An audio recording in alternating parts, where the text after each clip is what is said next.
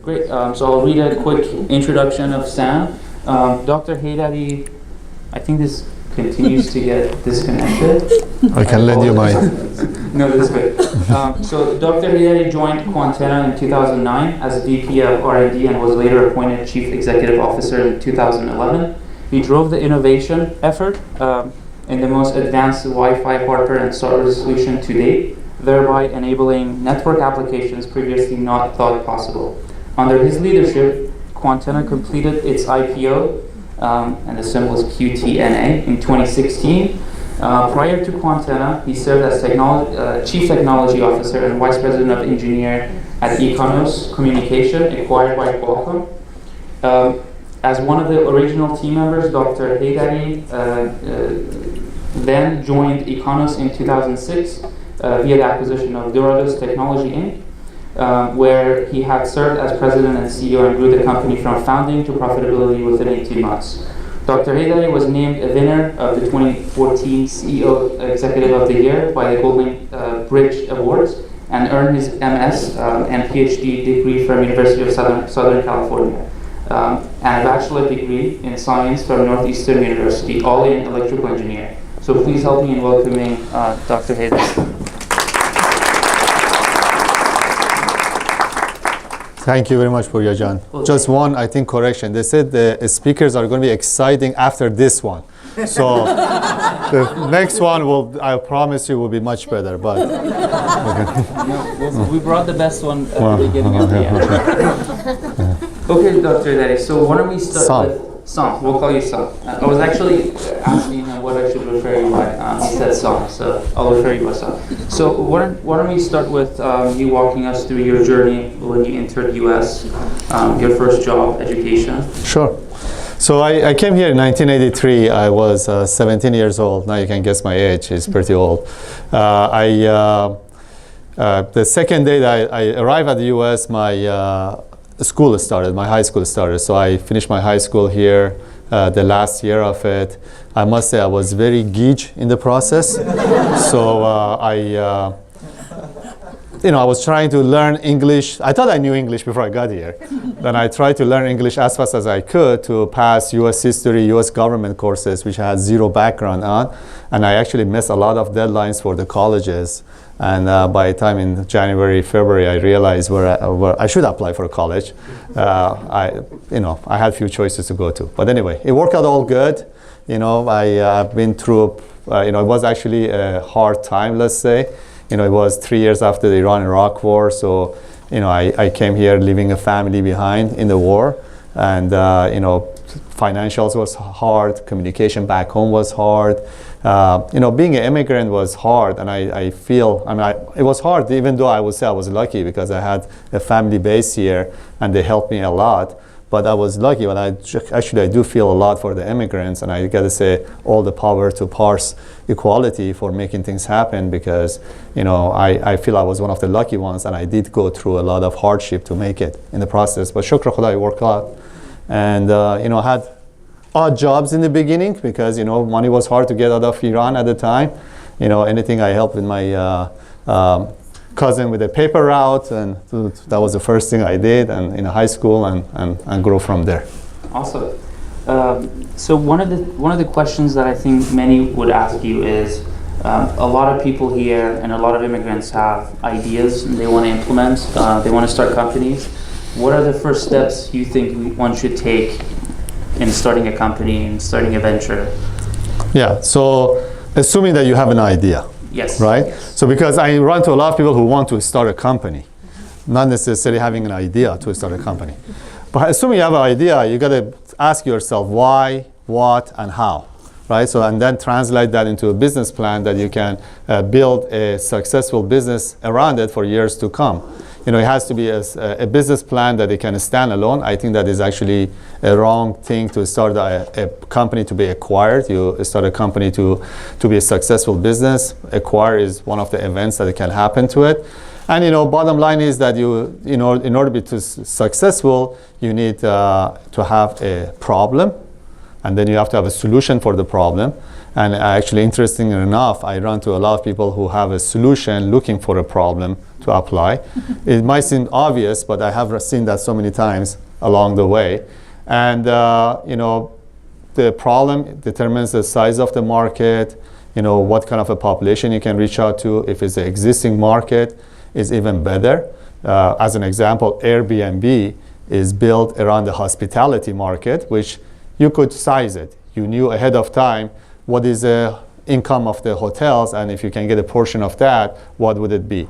It started with a business idea which was about cost, evolved to positioning as themselves as an experience.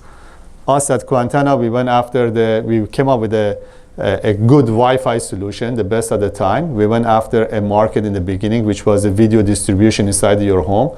We knew that consumers were watching videos on their set-top boxes, and if you could do it wirelessly, the service providers would save a lot of money. So it was a market which was known. It was a problem which was known. We had a solution which could apply and solve the problem, so matching the two together was very obvious. Once you have that, you fall in love with the idea, and then I think that's the next stage to figure out all the other things you need to do, like fundraising and so forth, to get the business going. Awesome. So, what are some of the first steps? How do you build a foundation of a good company? What are some of the characteristics that all good companies or good venture have shared? Right. So once you decide that you want to start the idea, I think that you have to burn the ships behind you. You cannot be wishy-washy about it. You cannot leave the optionality on the table.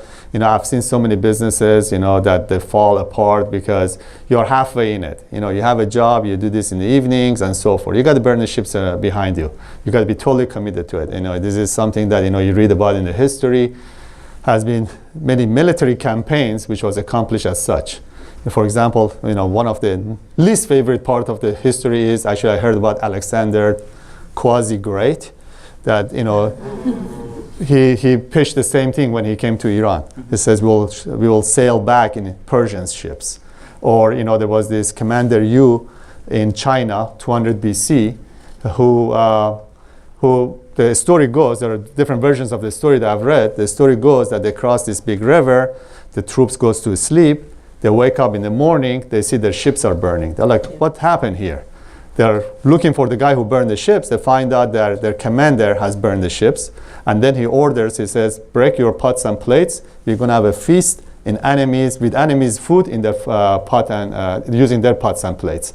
So they go fight 9 battles against the mighty Qing dynasty, and very successful campaign. So you got to burn the ships behind you, and you got to be hungry, and you got to find the people who are as hungry as you in the process. 2 is that you got to have a plan. It is important that you have a plan at any time. Plans can change. Actually, changing plans is not a bad thing, but at each given moment, everyone has to be aligned about the path that they are taking. It cannot be 2 ways about single goal. It has to be one goal, one alignment, and so forth that we can execute on. Mm-hmm. And what about sense of purpose and passion? Yeah. It is important to build that. Thank you. It is important to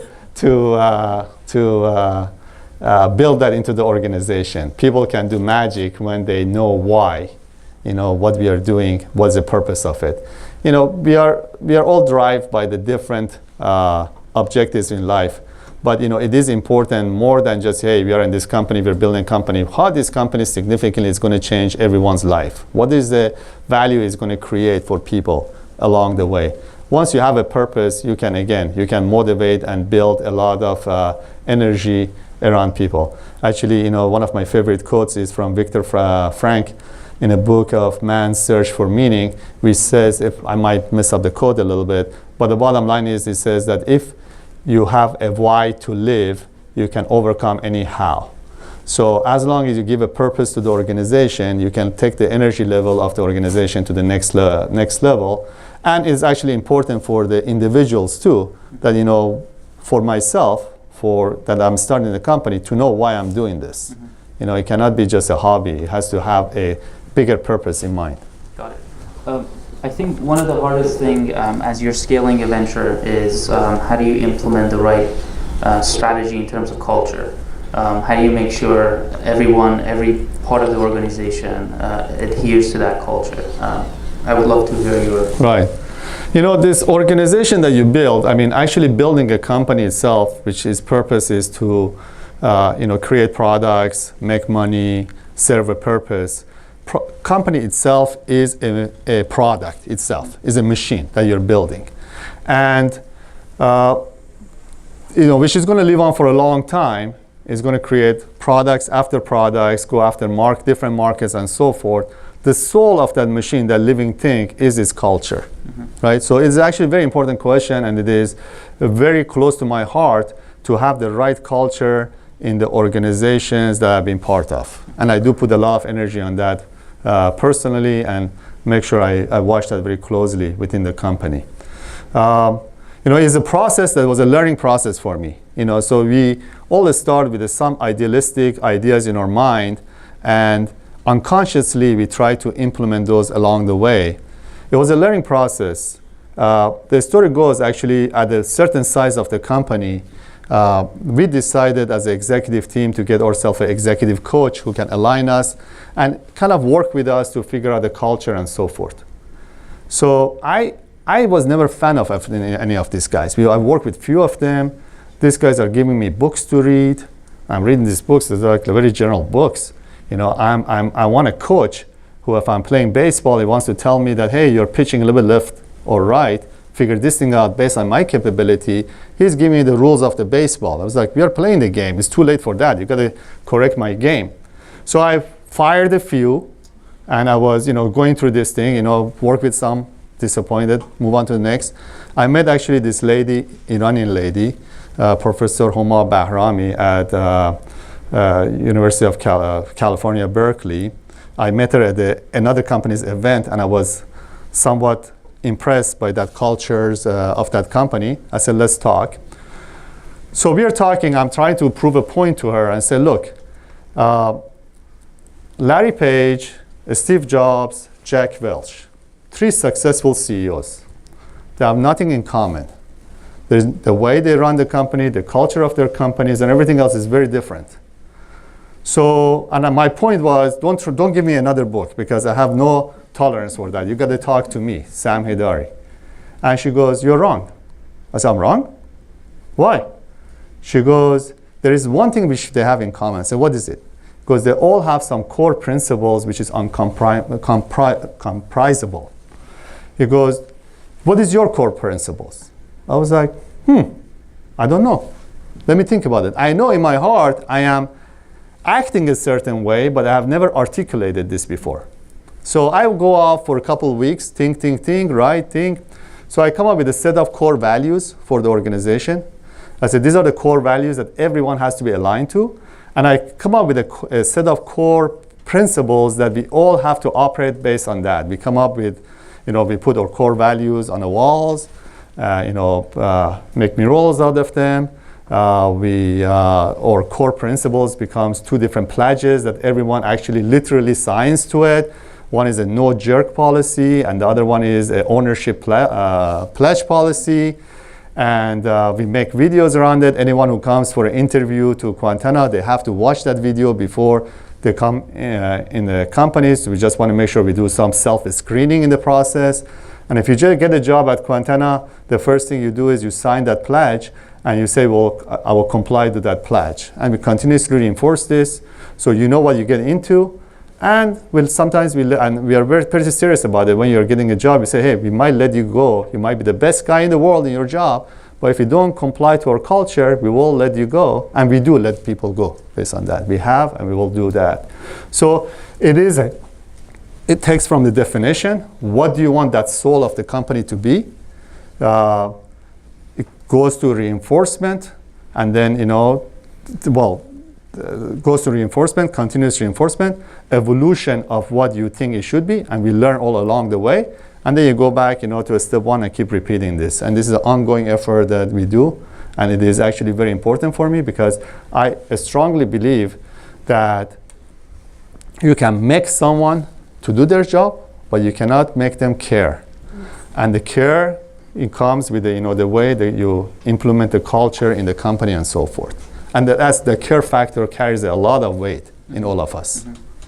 So I think one of the discussions that it's always brought up with CEOs in terms of culture is work-life balance or life inequality. Right. There was a recent article with Mike Moritz, partner at Sequoia, and he was saying that how Silicon Valley is becoming unhinged because of how we care so much about work-life balance. And he was comparing us to China and how they're working 14 hours a day. Right. So what are your thoughts on it? How do you make sure your employees, your team are getting enough sleep? Because some of the emails you sent Getting too much sleep was were like 3 It's not a.m. good for you. Sunday morning. So what are your thoughts on it? Well, I mean, work balance. Life? What? Are you talking to me? Something called life. No pain, no gain, right? No pain, no gain. I mean, life doesn't come easy. You got to work hard to make it happen. I think that there is a level of spoiledness in this country to begin with. There are certain principles that you got to live by. Obviously, part of my no jerk policy is to make sure that nobody bullies anyone, and the place is a ideal place that people want to show up and work there.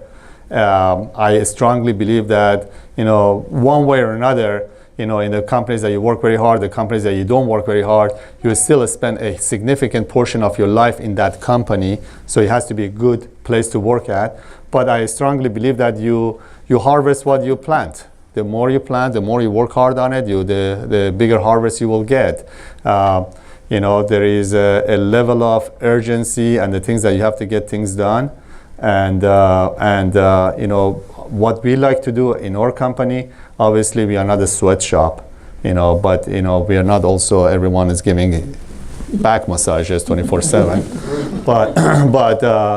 But what we like to do is to see how can you mitigate the burden on your employees so they have more time for themselves and and for the work. We like to get some portion of that back, by providing different type of services along the way to mitigate the burdens that they have to face, as the chores, don't care chores outside the work and the life. That's how we can provide a little bit more, toward their work and life balance. Okay. What about building teams? What are the importance of EQ versus IQ? How do you make sure you're building the right team? Right. You're getting the right people on the bus and making sure that the right people are on the right seats. Right. So actually, one of the mistakes that many of us make, we hire individuals versus thinking about how to build a team and an organization and how that individual fits in the bigger scope of things. So it does start with a blueprint of what do I need and what do I need to accomplish, and then how do the pieces come together. Another mistake that a lot of us make is that we put more emphasis on the IQ versus EQ. Both of them are important, but emotional intelligence, in a work environment, especially at the leadership position, is extremely important to make sure that, we can all work together. Because if we could all individually do everything, we don't need companies. It'd be a bunch of individuals creating all the things in the world. So being able to work in a team that runs harmoniously is more important than any superstar individual. And the superstar individuals are the ones who bring out the best in people along the way. Okay, so let's switch gear a little bit and talk about going in public. Oh, yeah. So why did you decide to go public? When was the point, or when was the pivotal point that you decided it's best for the organization to go public? We tried to hold off from going public as long as we could. Going public does have its own drawbacks and advantages. And you got to say at what point the dial turns toward the advantage versus a drawback. It starts that it does cost a lot of money to run a public company. All of a sudden, a good portion of the money that I would never want to pay to lawyers and accountants goes that direction, and to keep the public company flow. And you do become constrained of reporting on your stocks on a quarterly basis, and your performance is judged in a mostly on the short-term type of results than a long-term building a business. So it does have its own drawbacks. But then there's a point that you reach a certain size and you say, look, for me to grow faster and better, I do need this. And why do you need that? So what is going public is you go you go through an IPO process, initial public offering, and what that means is that you sell some of your stocks to the public investors, big institutions who their job is to trade public stocks. And by that, you raise a meaningful amount of money and you bring it in. And so now you have a good amount of money cash in the books that you can do some things with, and you cannot do some things with. Because, I mean, if you use that for your operation OPEX and become unprofitable, your stock goes to hell the day after. But there's other things you can do with it, for your cash flow, non-organic growth, and so on. And then your stock becomes a currency that, again, you can use that for various purposes to fuel a growth. Bottom line is, on our business, like many other businesses, either you grow fast or you die slow. And along the way, at each point, you have to get a different engine turned on to power this growth. So going public is part of that, turning on that next level of engine to grow the company. Okay. And you're someone who has experienced executive roles at both early stage companies and also companies that went IPO. Can you tell us a little bit about how does your role change? How does your responsibility changes as you grow and as you become public? Right. So I think part of it, so there's additional responsibilities that definitely gets added, and it is the devil that I have to live with, which is managing the public investors and complying a little bit more closer to SEC rules and all the auditing and regulations that we go through.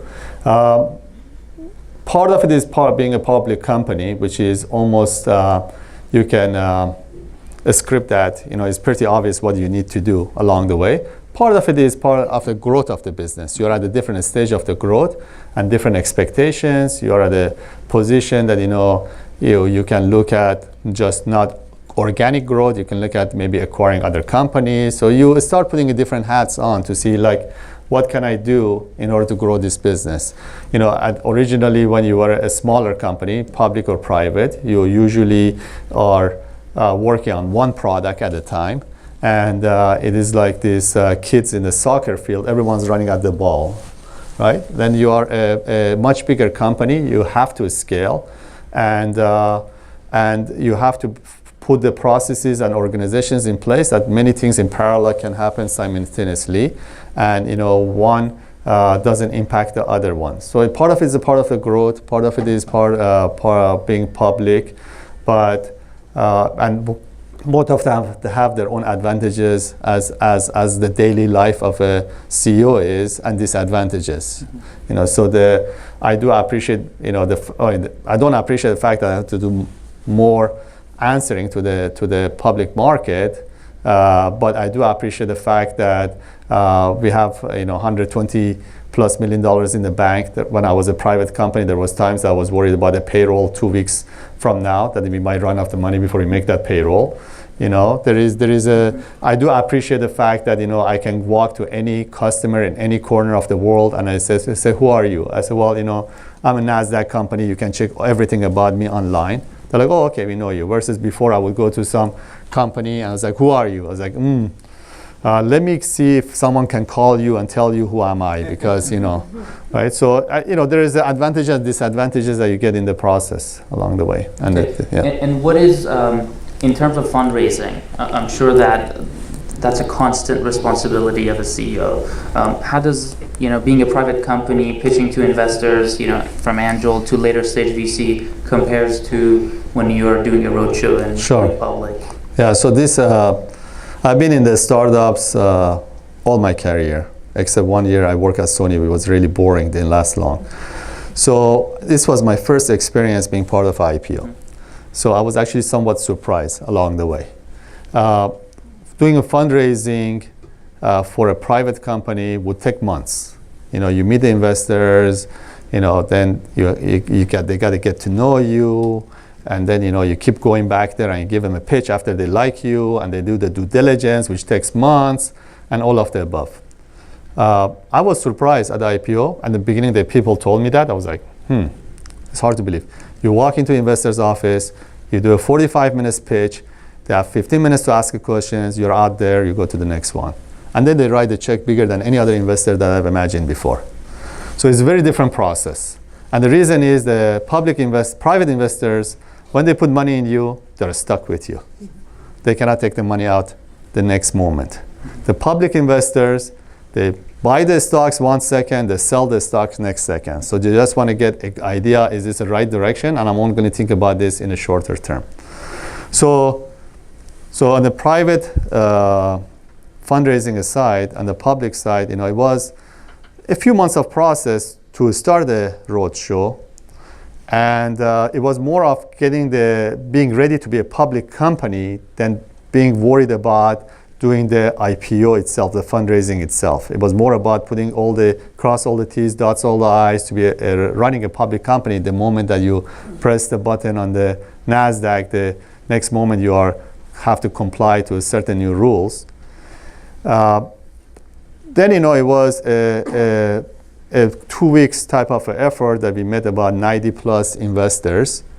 And the process was that, hey, we'll pitch them and we get to know them as they will pitch us to some level. They will all, actually it was weird because after each one of these meetings, some of these guys will write me a love letter, we really like your company, blah, blah, blah, we want to invest. I was like, what is this? Because then you have to give them an allocation, and some of these guys, they just want to, because IPO has a pop, they want to just buy something and sell it as soon as it hits a number. So they want to get into that allocation because you decide who gets how many shares along the way. So it was kind of like a dating both ways, but it was a very speed dating. Get to know each other very fast. And, so it was much easier, I would say, in some level. After you have you are ready to be a public company. It was much easier fundraising than anything I had done before, let's say. Yeah. One of the conversations that you and I had the other day was about the skill set required to be a public company CEO or a company that has scaled. When you look at companies like Google, Facebook, a lot of people might argue that the reason they are where they are today, it's because they have an experienced operational person running the company, because it's more about process than it is about growth. When you look at companies like Uber right now, they brought in an experienced CEO. What are your thoughts on that one? I think, it is hard to generalize, let's say, but I will tell you there are two different things here. One is that there is a level of the skill set which comes with a growth of the company or running a public company. Then the other side of it is there is a care factor and the depth of the business that you understand and I don't know how many of you guys remember this story that I don't know, at least in my time I would read it in the elementary school, that this king was walking by someplace and he sees this woman carrying a big cow on her shoulder up the stairs. And he asked, how is she doing that? He goes, well, she started when it was a calf, right? So as the cow grew, the weight was irrelevant because it was incremental growth every day.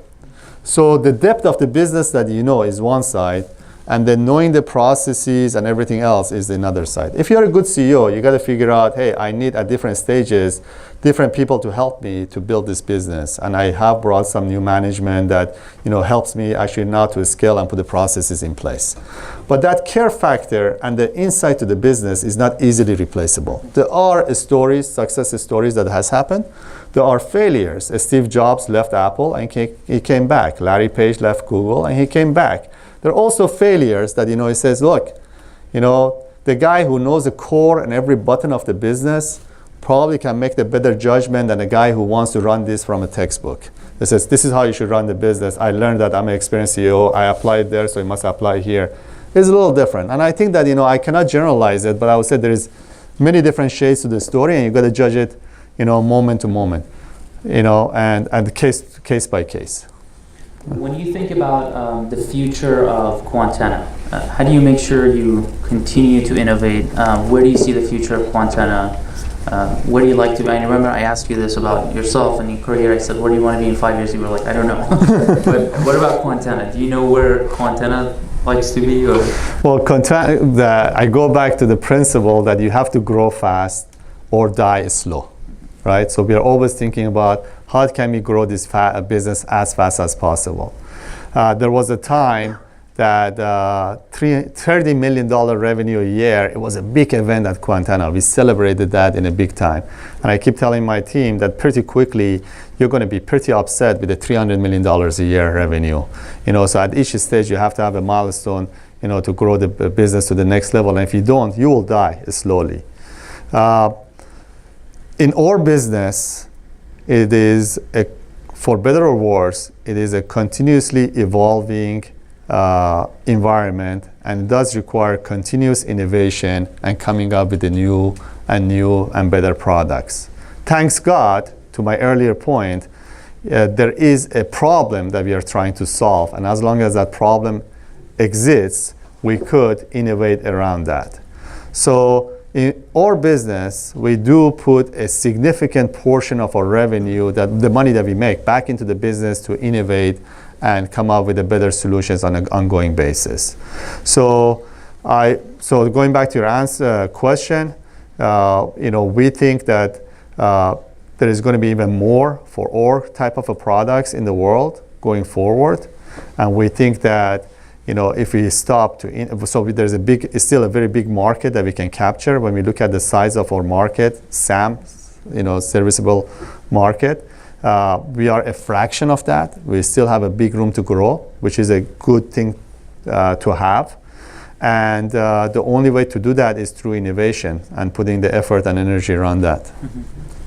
I wanted to get your feedback on one of the topics that I'm most passionate about, which is entrepreneurship overrated in Silicon Valley? We see a lot of, let's say, herd mentality where, right now Bitcoin is the next big thing, everyone's jumping on it. So what about entrepreneurship? No, actually, that's a very good question. I don't know, since I was much younger, for me, it was a way of life. And I never thought about, how much money you want to make out of this and so forth. Because I'm sure that if you look at the average success, and if you were going to judge the success based on the financial rewards, the average success living a corporate life and entrepreneurship probably average out to the same thing. Entrepreneurs, you hear, it's like actresses and actors. You hear about them when they're successful.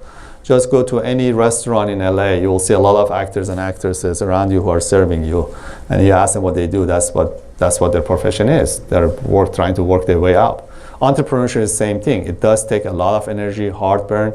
8 out of the 10 companies don't make it, and I've seen a lot of those who don't make it. And and few make it really big and make everyone excited. It is about the lifestyle that you want to live in versus about that end goal. For me, working in a smaller company, working on innovative stuff, I like to build things.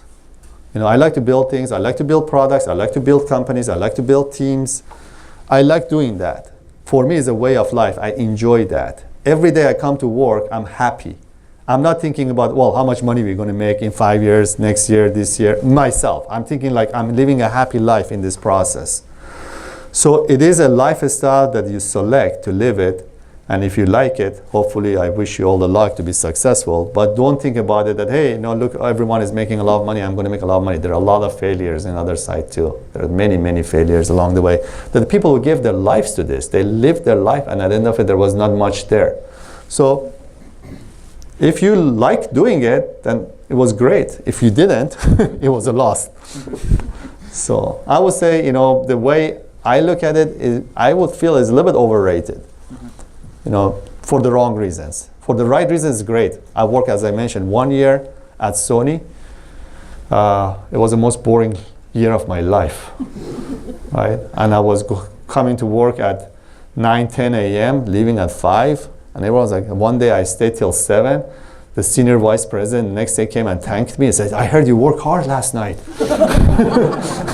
So it was the most boring. Actually, it was not even a year. I lasted there 11 months, and I went back to a startup. Because I like that. It's like a sports for me. I liked waking up in the morning. Did we win? Did we lose? Did we get that? Is that product working? You're living it, right? Versus, One last question, and I'll open it up to Q&A. One of the advice that you always have for me is to not to get ahead of myself. What advice do you have for people that have recently graduated college or they're in their early 20s late 20s, early 30s, people that want to start a career, how can they be like you? I don't know, but like me, I don't know if it's the best example, but I would say actually, there is two different things. I'm trying to remember the second one, but help me out later. I told you both of them. So there are two different things. One is that a lot of us think about our careers versus the job. I think it's more important you think about your job than your career. Career would be a byproduct of how well you do your job. So actually, this was there's a conversation that I remember, and I always refer back to it for myself. My PhD advisor became the president of University of Southern California, which is, I mean, whatever is worth, is one of the largest institutions, with billions of dollars of budget running every year. And I remember that when he became the provost of university, I went to visit him, and I was very impressed because I knew him as a Professor Max Nikias. Now he's a provost, he's a second man in the university. And I said, Max, you're going to make it. You're going to be the next president of USC. He goes, Sam, I never think about the next stage. I think about how to do my job right now. I don't think we should get ahead of ourselves. We should think about how am I going to make a difference right now with the responsibility that I'm given, and anyone that I have been able to count a lot, promote, or make it up my team, that's when I feel that care factor that they're doing their job right. And anyone that as a function of time I have said, okay, I need you now, but not long term, is a guy who just wants to get ahead of himself. So I think that one of the most important thing is that focus on your job. Secondary is your career. The career is a byproduct of that, doing that right. Then the other thing is that actually Henry Ford says that if you think you can, and if you think you cannot, you're right. Right? So your capabilities resides within you. So you're only bounded by what you think you can do, right? So we all come, when you start your career, you come from a very structural institution that was judging you based on a predefined set of rules that says you're good or bad, and this is what your grade is. When you come in the real world and real life, none of that exists. You are a unique individual with unique capabilities against a unique set of situations. You got to take what you know and what you have learned, but you got to bring more important what you can do with that, and what is your uniqueness in the process. And with the fact that having this self-confidence that you can make it happen, once you make that determination, the sky is the limit. Awesome. So why don't we open it up to Q&A for 20 minutes. I don't know if we have microphones. So we have someone in the back. I'll just repeat the question. I tried to build out. Thanks for sharing the nuggets of wisdom. I learned a lot of new things. On EQ, I have to say that, I have to confess that I'm guilty of putting IQ above EQ for a very long time myself. And after reading an irrelevant book from Shakespeare, Coriolanus, which is a story of a very proud, brave general who lacked EQ, and that led to his demise and tragic death, opened my eyes that, hey, EQ is very important. If you don't have it, you won't be able to bring people together. And to be a CEO, you have to be a perfect salesperson, the best salesperson in your company to be able to lead the people.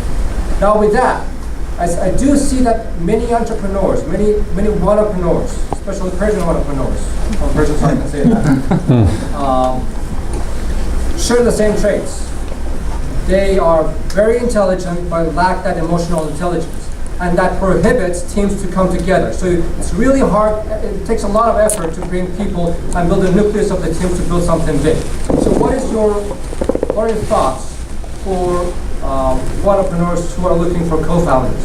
What do you need to learn before you start burning your soul and failing? Thank you. Well, actually, that's a very good question. I always think about, I think about how to do my job best to the point that I think I'm the best guy to do the job, and I'd be at any moment happy to step aside and let someone lead the way, because the success of the bigger picture is more important than me. I think one of the biggest issues that we run into with entrepreneurs is that they want to let go of the control, and they are worried about, hey, I get this co-founder or I get this other guy to replace me. I cannot be the CEO. I start a company to be the CEO, this and that actually leads to a lot of failures. But I mean, I cannot add anything more than what you articulated very well, that EQ is about building a company. You're not just sitting standalone and solving a problem, your homework problem for the exam. You are building a company, and the company is a lot of individuals.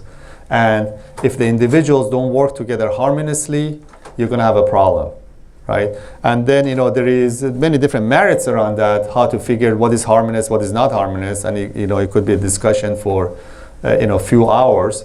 But bottom line is, if I was going to simplify it, you got to get rid of you got to have everyone aligned. The goals have to be clear. Then you got to say there are always some people who you cannot teach the old dog a trick. They don't come along, and you just have to let them go and make sure that everyone else is aligned and going forward.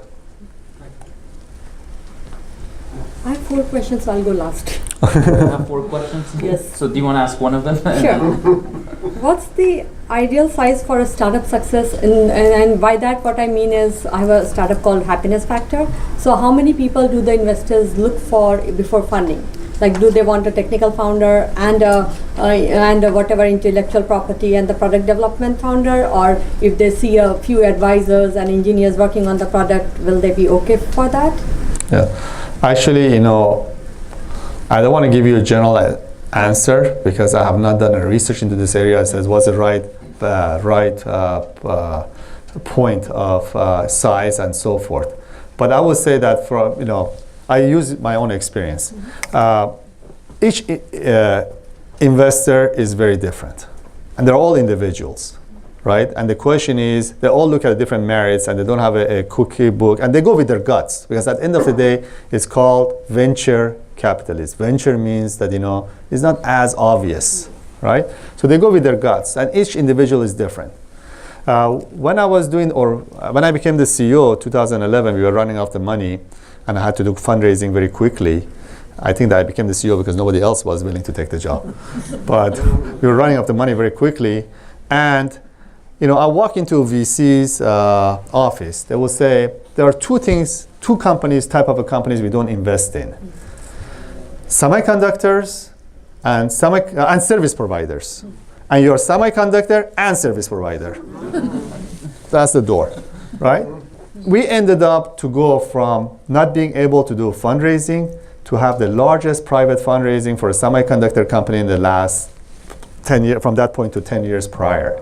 And we went to be almost 2x oversubscribed that the people want to invest. Each individual is different, and you got to keep trying. And he says, well, you're too small, you're too large. If you believe in it and work on it, even the guy who rejected you today, tomorrow go back to him and show them the results. 6 weeks later, you go back to them, they start believing in the story. And at bottom line is that, there is a lot of human factor involved, that they got to start believing in you, that this is going to happen. And the bottom line is that, some of my VC friends, I ask them, like, how many solicitation for money do you get a day? 200 emails I get a day. So how do you make the judgments? I don't know. Some of them is just, I say if someone is referred, they said. So they make some superficial, quick judgments to screen through. Just because you were in that category of getting rejected doesn't mean that it was really based on a merit, and if the person had the opportunity to learn again, would not change their mind, right? So I don't have a recipe book, but I would just tell you, what my experience was. So you can ask these questions later at the party. Yeah.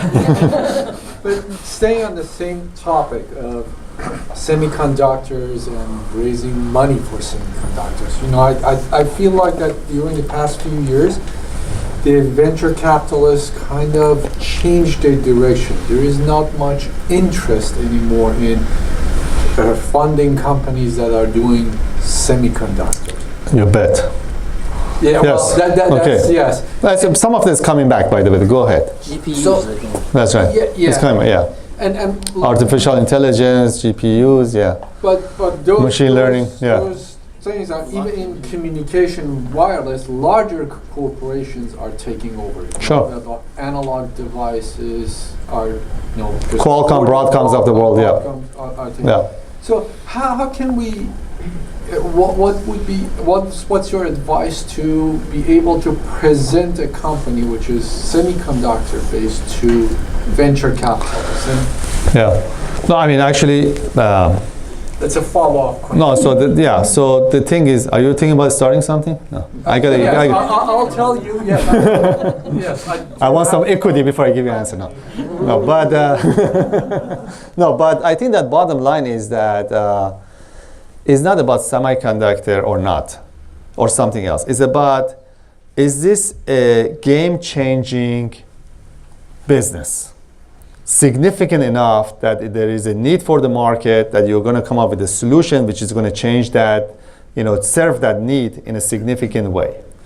That is what you have to be able to pitch. Now, the disadvantage of the semiconductor is we raised $200 million before we went public, right? It takes a lot of money and a lot of time to get there. And some of these guys, they don't have that long fuse. But at the same time, as you said, the bigger companies have been playing this game for some times now. The innovation rate has slowed down. So there is an opportunity to leapfrog and come ahead of that. So my point is, if that story, that leapfrog really is valid, and you can tell that story well, I don't think that, there is an issue of raising money, right? That's what Quantenna did, right? Basically. That was, that was the story. So, so changing the topic, a question for young engineers.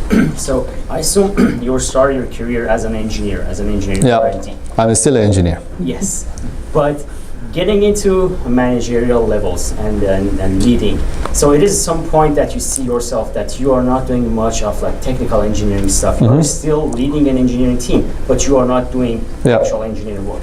So when does that happen? When did you make it? Was it like it was a point that you said, okay, this is the point that I'm making a choice that I want to become a CEO, I want to be a manager, or it happened over a period of time that you said, okay, I'm leading a small team is growing, I'm getting there, and I'm enjoying this. So is it because some engineers, they always enjoy doing engineering work. Yeah. And it is difficult for them. They don't want to be a manager or spend their time on things that are relevant to engineering. So when did this happen to you? And then was it like you got to a point that you said, okay, now this is what I'm enjoying and this is what I'm going to build my career based on this? No, so I don't think there was a binary event which happened in my life. As a matter of fact, I do go back to my engineering roots even today. Yesterday, I was working on a patent, with a couple of engineers and one patent attorney. So I do go back to my engineering roots often, and last night I actually sat in a design review, and I do enjoy that. So I don't think even now I would say that I'm 100% out of engineering. But it was a process and over time, you don't even notice it, that you get more and more of this and less of that, and it's just a continuum curve versus a binary event which happens. And I remember actually the first management job that I got, were you at the Econos at that time? Yeah, actually, yeah. No, but even before you joined Econos, I think that I was told to lead this team, and I did it for like 3 months. Then the team was we had this algorithm team, and it was broken up in 2 parts. And I said, you run the theoretical portion, half of it, and this guy will run the implementation portion of it.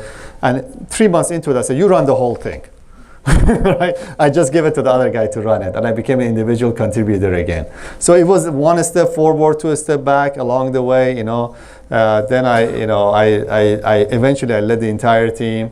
And then, I went and started my own company, which I was the CEO. Then I came back to Econos. I became a VP of engineering.